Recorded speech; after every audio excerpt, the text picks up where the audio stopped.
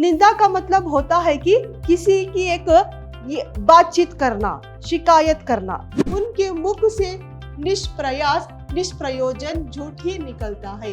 दिन क्या करता है, 3-4 घंटे टाइम उनके साथ क्या करता है, इस तरह से जो निंदा, दूसरे लोगों की निंदा करता रहता है। कहानी संग्रह, हंसते हैं, रोते हैं, जैसे उनके दिन फिरे, इस तरह इनके प्रमुख रचनाएं हैं।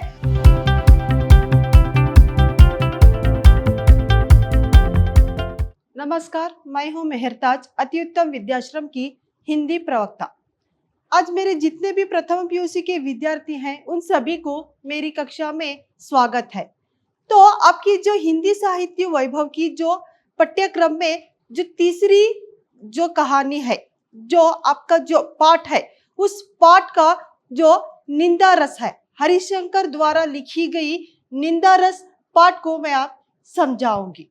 तो इस पाठ को समझने से पहले हम इस जो पाठ के कवि का परिचय कराऊंगी। पाठ के कवि का जो परिचय है, सबसे पहले हरिशंकर परसाई और जन्म मध्य प्रदेश के शेषंगाबाद के जिले में सन 1200 अगस्त 1924 में उनका जन्म होता है। और इन्हें हम ज्यादा से ज्यादा व्यंग्य रचनाएं के एक साहित्यकार कहकर बताया जाता है। और इन्होंने जो भी लिखी हुई जो पाठ हास्यपरक होती है और व्यंग्य रचन के द्वारा से लिखी गई है। और इन्होंने जो अपनी शिक्षा क्या है, अपनी प्रारंभिक शिक्षा से लेकर प्राथमिक जो शिक्षा है, एमए की जो शिक्षा को इन्होंने मध्य प्रदेश में ही किया है। और दूसरा, इन्होंने जो भी शिक्षा का अध्ययन सब कुछ क्या है, जो एमए की पदवी की है विश्वविद्यालय में। दूसरा, इन्होंने अपने जो शिक्षा क्या है, इन्होंने 2 साल तक जबलपुर के जो ट्रेनिंग के कॉलेज में 2 साल तक काम किया है। तो और जो भी इन्होंने हिंदी में जो पाठ्यक्रम लिखी है, वो सब क्या हास्यमय रहती है। तो आइए देखिए इनके प्रमुख रचनाएं। कहानी संग्रह, हंसते हैं, रोते हैं, जैसे उनके दिन फिरे, इस तरह इनके प्रमुख रचनाएं हैं। और दूसरा, इनकी मृत्यु 10 अगस्त 1995 में इनकी मृत्यु होती है। तो इस तरह इनका परिचय होता है। और इन्होंने इस जो पाठ में निंदा रस जो पाठ में इस तरह का एक संदेश देते हैं कि इस प्रस्तावन में देखिए, प्रस्तुत व्यंग्य रचन निंदा रस एक सुंदर कलाकृति है और लोग एक दूसरे के प्रति ईर्ष्या भाव से, ईर्ष्या का मतलब उद्देश्य से, ईर्ष्या भाव से निंदा करते हैं। कुछ लोग अपने स्वभाव से, जैसा कि यहाँ पर बता रहे हैं कि कवि जो अपने एक उद्देश्य से निंदा करते हैं। और दूसरे लोग इस तरह रहते हैं कि अपने आप का एक स्वभाव होता है, जैसे कि उनकी एक आदत रह जाती है। और दूसरा होता है कि अपने आप को एक महान व्यक्ति कहलाने के लिए दूसरों की निंदा करते हैं। इस तरह इन्होंने इस निंदा रस के पाठ में बताया गया है। और दूसरा, ऐसे निंदकों पर हरिशंकर परसाई जी ने करार प्रहार है। इन्होंने ज्यादा से ज्यादा इस जो कहानी में करार प्रहार किया गया है। और दूसरा, मनुष्य के सहज गुण निंदा करने की आदत से परिचित कराने तथा अपने आप को यथास्तंभ उससे दूर रखने की उद्देश्य प्रस्ताव किया गया है। जैसा कि इस निंदा रस से जो यहाँ पर यह संदेश देना चाहते हैं कि इस रस से दूर रहना चाहिए। और इन रस से रहने से क्या होता है, हमारा जीवन उद्धार होता है। क्योंकि यहाँ के ऐसे ही लोग होते हैं कि निंदा करना ही उनकी एक आदत बन जाती है। तो यही इस पाठ में बताते हैं। तो देखिए, यहाँ का जो निंदा रस का जो पाठ है, यहाँ पर कवि बताते हैं कि निंदा रस, जो रस का मतलब है कोई भी एक कविता या कहानी हो, उस दो कविता या कहानी से हमें आनंद मिलती है। किस तरह हमें सुनने या बोलने से, वो पढ़ने से हमें किस तरह आनंद मिलता है, उसी को रस कहा गया है। और दूसरा है निंदा। निंदा का मतलब होता है कि किसी की एक बातचीत करना, शिकायत करना। यही यहाँ पर निंदा का एक बताया, निंदा रस, जो भी हमारी जो भावना को एक रसीलेपन से बताया गया है इस निंदा रस में। तो वही यहाँ पर कवि बताते हैं कि अपना एक अनुभव होता है, जैसा कि अपने जो मित्रों के बारे में किस तरह मित्र अपने दो दूसरे लोगों के बारे में और अपने बारे में किस तरह निंदा करते हैं कहकर यहाँ इन्होंने चरित्र निर्माण किया गया है। और दूसरा है, जैसा कि इन्होंने यहाँ पर अपने जो मित्रों के नाम नहीं बताया गया है, उस नाम में इन्होंने का, ग और मित्र कहकर इन्होंने यह पात्र बताए गए हैं। और यहाँ पर इस तरह इन्होंने बताया गया है कि इस पात्र में का पात्र आता है और गा का पात्र आता है, दूसरा लेखक, तीसरा उनके मित्र। इस तरह के चार पात्रों को इन्होंने इस कहानी में बताया गया है। और देखिए यहाँ पर क्या बता रहे हैं, का कई महीने, जैसा कि उनके का एक मित्र होते हैं, कई महीने बाद आए थे, सुबह चाय पीकर अखबार देख रहा था कि वे तूफान की तरह कमरे में घुसे, साइक्लोन की तरह मुझे अपनी भुजाओं में जकड़ा, तो मुझे धृतराष्ट्र की भुजाओं में जकड़े भीम की पुतले की याद आ गई। और यह धृतराष्ट्र की ही जकड़ थी। आंधे धृतराष्ट्र ने टटोलते हुए पूछा, कहाँ है भीम? आ बेटा, तुझे कलेजे से लगा लो। और जब भीम का पुतला उनकी पकड़ में आ गया तो उन्होंने प्राणघाती स्नेह से उसे जकड़कर चूर कर डाला। तो यहाँ पर ये बताना चाहते हैं कि कवि, जब इन्होंने कवि लेखक ने सुबह सवारे बैठे होते हैं, चाय पीते हुए बैठे होते हैं, तो अखबार पढ़ते रहते हैं, चाय पीते हुए अखबार पढ़ते हैं, एकदम जैसा तूफान की तरह, साइक्लोन की तरह, साइक्लोन का मतलब होता है चक्रवर्ती, चक्रवर्ती की तरह, तूफान की तरह इनके कमरे में इनका एक मित्र घुस आता है। तो घुस आके एक तरह से उन्हें इस तरह से एक गले लगता है कि वो पूरी तरह से जकड़ जाता है, जकड़े हुए एक चीज को किस तरह वो खींच के गले लगता है, उस तरह से गले लगता है। उनको इस बात से खिन्नता लगती है, क्योंकि यहाँ पर ये अपने एक व्यक्ति का, एक धृतराष्ट्र का इन्होंने एक याद करते हैं, जैसा कि यहाँ पर इन्हें एक कहानी याद आती है। धृतराष्ट्र क्या होते हैं, अपने एक जो पुत्र रहता है, जो महाभारत में जो युद्ध में धृतराष्ट्र के पुत्र दुर्योधन की मृत्यु क्या होती है, भीम के द्वारा हो जाती है। तभी इस वजह से धृतराष्ट्र गुस्सा हो जाते हैं, गुस्सा होके उस जो भीम को गले लगाने के लिए अपने पास बुलाते हैं। देखिए, आ बेटा, तुझे कलेजे से लगा लूं कहकर इस तरह से उसे आगे बुलाते हैं। लेकिन यहाँ पर धृतराष्ट्र अंधे होते हैं, अंधे होने के कारण से तभी यहाँ पर कृष्णा वहीं पर खड़े हुए उसे भीम को रोक लेते हैं। रोक कर जो भीम का पुतले को, जो पत्थर का बना हुआ पुतले को धृतराष्ट्र के सामने दे देते हैं। तभी वो आंधे धृतराष्ट्र ने उसे गले लगा लेते हैं। तो इस तरह गले लगाते हैं कि जैसा कि पूरी तरह से जकड़ते ही वो जो पुतला फूट जाता है, फूट के चूर चूर हो जाता है। इसी तरह इसका एक अनुभव अपने जो का मित्र का एक तुलना कर रहे हैं, इस तरह तुलना कर रहे हैं कि इस तरह वो अपना मित्र गले लगता है कि कई महीनों से, कई वर्ष से उन्हें देखा नहीं कहकर गले लगता है। लेकिन इन्होंने इस तरह उसके साथ जकड़ जाते हैं कि कोई अपना एक नागफनी, नागफनी का मतलब होता है कोई एक कांटों का एक ये पौधा होता है, उस तरह का एक नागफनी उसे गले लग रहे हैं। लेकिन उसे चुभने का एक अनुभव होता तो उसे पता चलता कि उस नागफनी को गले लग रहे हैं। इस तरह से उन्होंने जकड़कर उसके साथ गले लगते हैं। तो इस तरह इन्होंने इस कहानी में बताते हैं। तो अगली देखिए किस तरह बताते हैं, ऐसे मौके पर हम अक्सर अपने पुतले को अंकवार में दे देते हैं। हम अलग खड़े देखते रहते हैं कि काशी क्या मैं गले मिला। तो इन्होंने यहाँ पर सोच रहे हैं कि मैंने वो अपने दिल से उन्हें गले नहीं लगते, क्योंकि वो परसों ही क्या होता, परसों ही अपने जो ससुराल में आके का की शिकायत करके रहता है। का की जैसा कि का ने अपने लेखक की शिकायत करके रहता है, इसलिए इन्हें ये मित्रता की जो पसंद गले लगना इन्हें अच्छा नहीं लगता।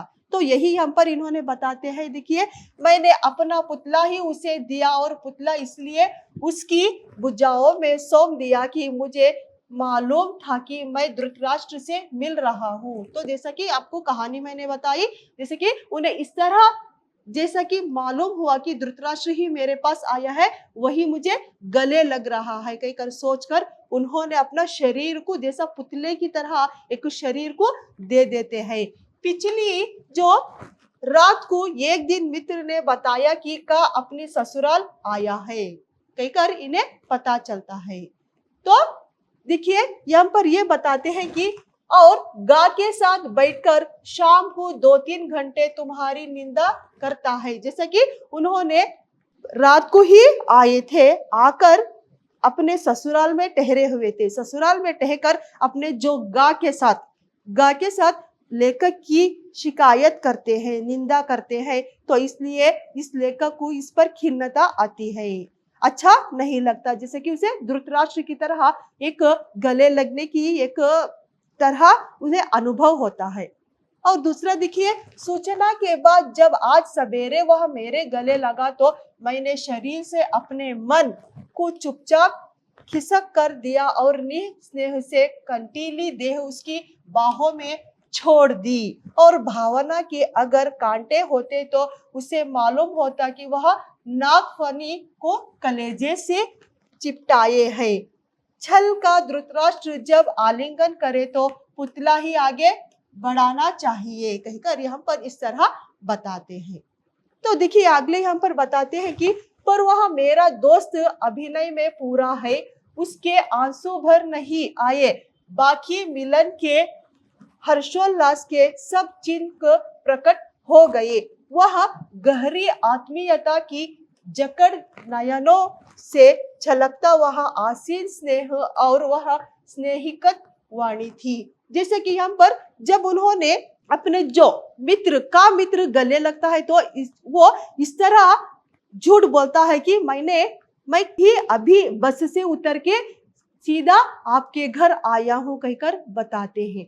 तो वही यहाँ पर इन्होंने बताना चाहते हैं कि किस तरह ये अपने आप को झूठ बोलता है और किस तरह मुझे गले आके लग रहा है, कहकर वो सोचते हैं। और देखिए बोला अभी सुबह की गाड़ी में उतरा और ये एकदम तुम्हें मिलने चला आया, जैसा आत्मा का एक खंड दूसरे खंड से मिलने को आतुर रहता है।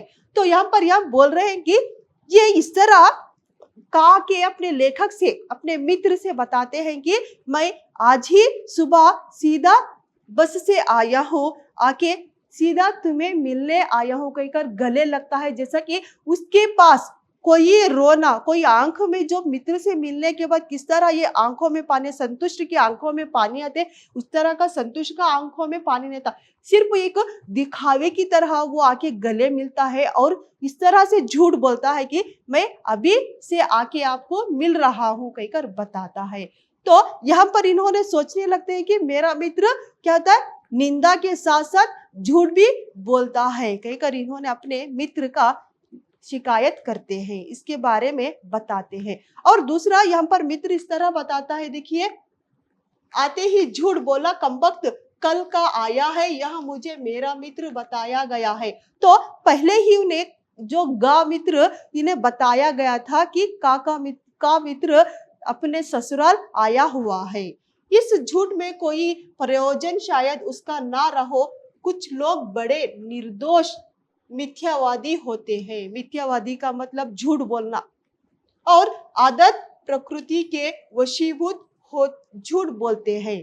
तो देखिए यहाँ पर क्या बता रहे, लेकिन ये मुझे आके झूठ बोल रहा है, मैं तो अभी आया हूँ कहकर, लेकिन इससे उसे कोई भी एक प्रयोजन नहीं, कोई भी उसे लाभ नहीं होता है, क्योंकि ये सिर्फ अपने आप को मुझे खुश करने के लिए, अपने आप को संतुष्ट करने के लिए वो इस तरह झूठ बोलता है।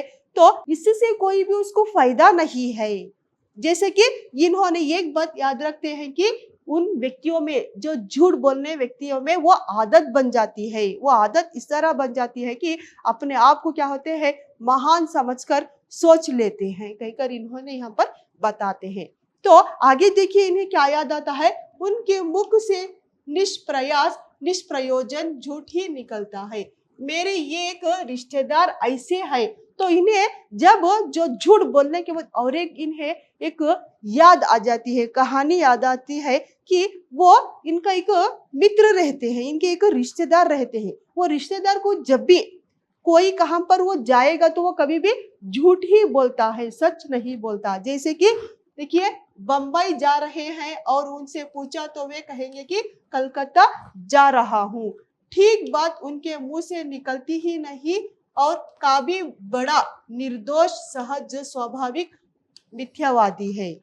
तो यहाँ पर क्या बता रहे, जब मेरे रिश्तेदार में एक जो व्यक्ति को पूछता हूँ तो बंबई जा रहे हो कहकर पूछेगा तो वो बताता है कि नहीं, मैं कलकत्ता जाता हूँ। तो वही उनकी एक क्या हो जाती है, एक मुंह से निकलती ही आए, और उनकी क्या होती है, सहज स्वाभाविक मिथ्यावादी होती है। उनकी एक झूठ बोलने की एक आदत, एक स्वभाव हो जाता है, एक गुण रहता है।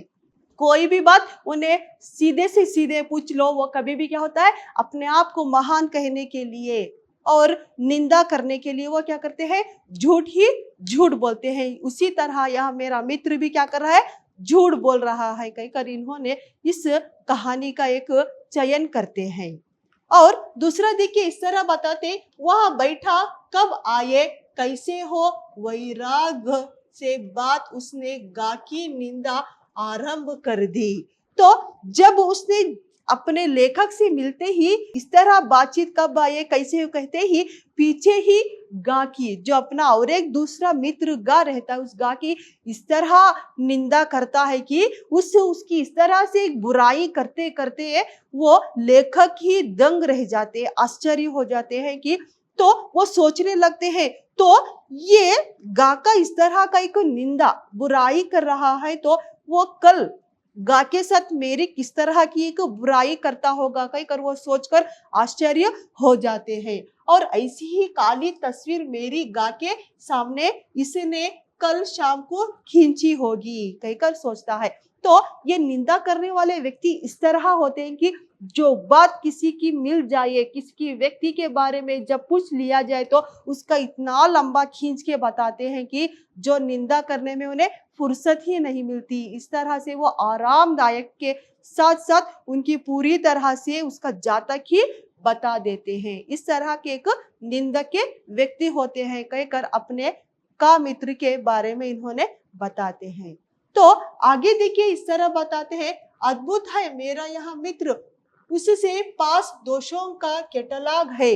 कैटलॉग तो ये सोचने लगता है जैसे कि अपने गा मित्र का इस तरह से एक बताता है कि तो किस तरह उसकी जो निंदा करता है, उसकी बात में उसकी दोषता बताता है, तो वो आश्चर्य होकर सोचने लगते हैं कि उसके पास पूरा ही कैटलॉग भरा हुआ है। कैटलॉग का मतलब एक लिस्ट बताते हैं, तो पूरी तरह से उसके पास एक कैटलॉग ही भरा होगा, कई कर सोचते हुए ये सोचने लगते हैं कि क्यों मैं अपने जो दुश्मन रहने वाले हैं, जो दुश्मन है, दुश्मनों का भी एक एक नाम बताऊंगा तो वो भी उन्हीं का शिकायत करेगा, उन्हीं की भी निंदा करेगा, कहकर सोचकर क्या करते हैं, जैसा कि देखिए, जब हम मशीन जो काटने वाली जो मशीन को किस तरह लकड़ी, जो मोटी लकड़ी को दे देते हैं, तभी वो लकड़ी क्या करते हैं, अपने मशीन से पूरा उसे काट के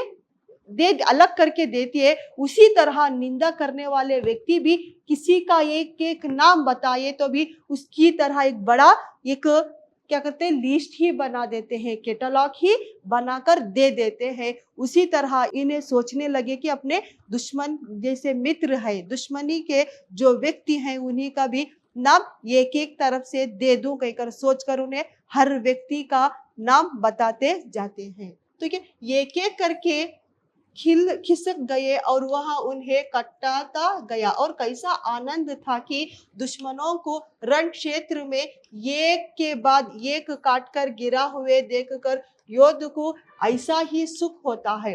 जैसे कि इस तरह एक उदाहरण यहाँ पर बताते हैं कि जब युद्ध में योद्धा जो दुश्मनों को किस तरह काट काट कर लाशें बिछा देता है, लाशें बिछाने के बाद वो योद्धा को किस तरह संतोष मिलता है, उसी तरह मुझे भी जो अपने दुश्मनों का जो तार मैंने नाम एक एक तरह से बताने पर मेरा जो का मित्र उनका निंदा करता है, उसी तरह मुझे योद्धा की तरह ही मुझे संतुष्ट मिल रहा था कहकर इन्होंने बताते हैं।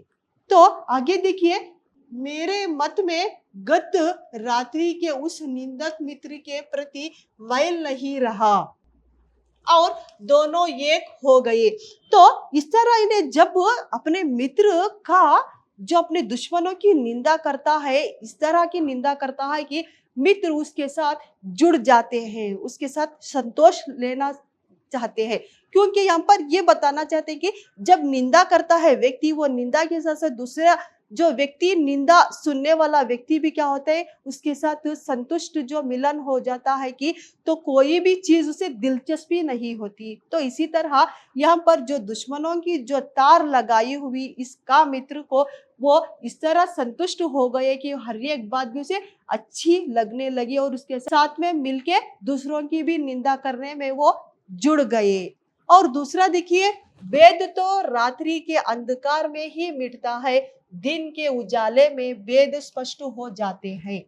और निंदा का ऐसा भी वेद नाशक अंधेरा होता है, 3-4 घंटे बाद जब वहां विदा हुआ तो हम लोगों के मन में बड़ी शांति और तुष्टि हुई। तो इस तरह बताते हैं कि जब निंदा पूरी दिन क्या करता है, 3-4 घंटे टाइम उनके साथ क्या करता है, इस तरह से जो निंदा दूसरे लोगों की निंदा करता रहता है, तो इस तरह निंदा करने के बाद वो वापस चला जाता है। तभी यहाँ लेखक को इतना संतोष मिलता है कि उस संतोष का कुछ भी एक स्थापन अंतिम ही नहीं रहता है। इस तरह वो संतुष्ट रहकर इस निंदा से अनुभव पाते हैं।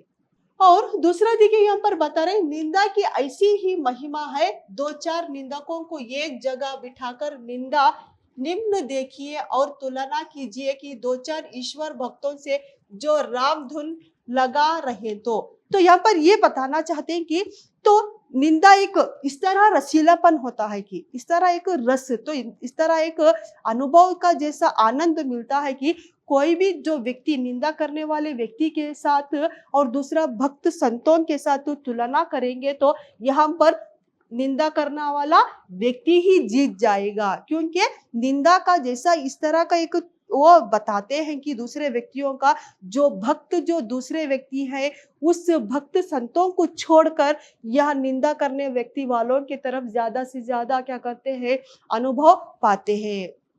और यही बताते हैं निंदा किसी एकाग्रता, परस्पर आत्मीयता, निमग्नता भक्तों में दुर्बल है और इसलिए संतों ने निंदकों को आंगन कुटिया छबाई पास रखने की सलाह दी गई है। तो यहाँ पर निंदा इस तरह एक रसीलापन है कि उस पर क्या होता है, एक एकाग्रता होता है, जैसा कि अटेंशन होता है और परस्पर आत्मीयता होता है। दोनों में क्या होता है, इस तरह का एक संबंध बढ़ जाता है, जैसे कि निंदा करने वाला व्यक्ति और जो निंदा सुनने वाला व्यक्ति में इस तरह गहरा संबंध हो जाता है कि कोई भी दूसरा व्यक्ति जो भक्त करने वाला जो भक्त संतु आके साधु संतु लोग भी भक्ति के बारे में बताए तो भी उसे कोई भी संतुष्ट नहीं मिलता। इस तरह एक दोनों में एक स्नेह भाव बढ़ जाता है और निमग्नता हो जाते है। निमग्नता का मतलब उस पे पूरा मग्न हो जाते हैं और भक्तों में दुर्बल है कहकर वो सोचने लगते हैं। तो इसीलिए यहाँ पर संतु लोग यहाँ पर बताते हैं कि निंदकों को आंगन कुटी छबाए, जैसे कि जो निंदक करने व्यक्तियों को अपने घर के पास घर बना लीजिए, अपने आंगन में उनका घर बना लीजिए, तभी हमारा जो निंदक में होने वाला जो बुराइयों को साफ कर देता है कहकर यहाँ संतों ने इस तरह अपने वचनों में बताया गया है कहकर हरिशंकर परसाई जी इस निंदक का एक उदाहरण देते हैं। तो आगे देखिए, इस तरह बताते हैं कि कुछ मिशनरी निंदक मैंने देखा है। मिशनरी निंदक क्या होता है, एक उनके पास पूरी तरह का एक सभी व्यक्तियों का एक मशीन की तरह हर एक निंदक भी एक एक करके इकट्ठा करके रहते हैं, इसी से यह मिशनरी कहकर बताते हैं। और उनका किसी से बैर का मतलब दुश्मनी नहीं रहती। और दूसरा, द्वेष नहीं, वे किसी का बुरा नहीं सोचते, पर 24 घंटे वे निंदा कर्म में बहुत पवित्र भाव से लगे रहते हैं। और उनमें इस तरह का रहता है कि किसी से बुराइयां नहीं करते, किसी से द्वेष नहीं करते, और कोई भी से मतलब नहीं रहता, कोई भी उद्देश्य से वो करते भी हैं, लेकिन कोई भी बुराई से वो नहीं करते। वो उद्देश्य यह तरह का निंदक करते हैं कि उससे उन्हें आनंद मिलता है, अच्छा लगता है, और वो 24 घंटे निंदा करने के एक काम में ही लगे रहते हैं, कहकर यहाँ पर कवि बताते हैं। और उनकी नितांत निर्मित निष्पक्षता इसी से मालूम होती है कि वे प्रसंग आने पर अपने आप की पगड़ी भी उसी आनंद से उछालते हैं जिस आनंद से अन्य लोग दुश्मन की निंदा इनके लिए टानिक होती है। तो यहाँ पर इस तरह यहाँ पर बताते हैं कि निंदा के बारे में, जो निंदा करने वाला जो व्यक्ति रहता है वो इस तरह अपनी एक निंदा, दूसरे लोगों की निंदा करते कि अपने आप की इज्जत भी क्या करता है, उछालने के लिए तैयार हो जाता है, और उनकी एक टॉनिक की तरह, औषधि की तरह बन जाती है। जैसा कि हम जब बीमार पड़ते हैं तो किस तरह हम औषधि पाते हैं, जैसे कि हमारे शरीर में दोबारा से ताकत और बल आ जाए और हमारी बीमारी जो भी है वो दूर हो जाने की लिए हम किस तरह इस टॉनिक जो औषधि का सेवन करते हैं, उसी तरह जो निंदा करने वालों व्यक्ति को एक वो निंदा क्या होती है, टॉनिक की तरह बन जाती है। वो टॉनिक की तरह इस तरह इस्तेमाल करते हैं कि किसी भी व्यक्ति का निंदक आराम से कर देते। वो आराम से इस तरह निंदा करने से उन्हें दुर्बल शक्ति और संतोष सुख मिलता है। यही इनका एक टॉनिक की तरह बन जाता है, कहकर यहाँ पर, और एक यहाँ पर टानी औषधि का उदाहरण यहाँ परसाई जी बताते हैं। और देखिए इस तरह इस पूरी जो कहानी में बताते हैं कि पूरी इस अपने एक अनुभव में बताते हैं कि किस तरह अपना जो मित्र है, जो लेखक की शिकायत करता है, निंदा करता है, जब लेखक के साथ आता है तो किस तरह गा की निंदा करता है और निंदा करने में किस तरह उसे आनंद मिलता है। और दूसरा है कवि जब उनके पूरे दुश्मन रहते हैं, दुश्मनों की पूरी तरह से कतार लगाते हैं, उस कतार के हर एक व्यक्ति का भी वो निंदा करता है। उस निंदा करने पर वो जो लेखक को किस तरह संतोष मिलता है, संतोष मिलने के बावजूद वो चले जाने के बाद वो उसकी याद में, उसकी इस तरह उनकी दोनों में गहराइयां बन जाती है, कहकर इस तरह इन्होंने यहाँ पर अपने एक उदाहरण के सहायता से बताया गया है। तो देखिए अगली सेशन में किस तरह निंदा व्यक्ति होते हैं और व्यक्तियों को किस तरह हमें इनकार करना चाहिए, कहकर अगली आपकी सेशन में बताऊंगी। धन्यवाद।